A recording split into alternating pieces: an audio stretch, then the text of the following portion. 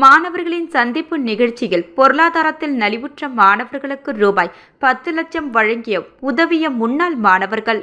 செங்கல்பட்டு மாவட்டம் மேல்மருவத்தூர் ஆதிபராசக்தி பொறியியல் கல்லூரியின் 1996 2000 ஆண்டு பயின்ற முன்னாள் மாணவர்களின் சந்திப்பு நிகழ்ச்சி கல்லூரி வளாகத்தில் கல்லூரியின் தாளாளர் கோபா செந்தில்குமார் அவர்களின் தலைமையில் நடைபெற்றது.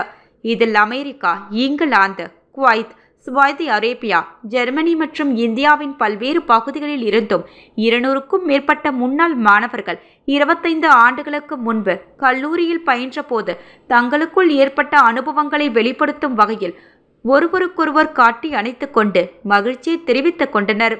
மேலும் கல்லூரி படிக்கும் போது அவர்கள் செய்த குறும்புகள் மற்றும் பழைய நினைவுகளையும் கல்லூரியின் கட்டிடங்களை பார்த்து ரசித்தனர்.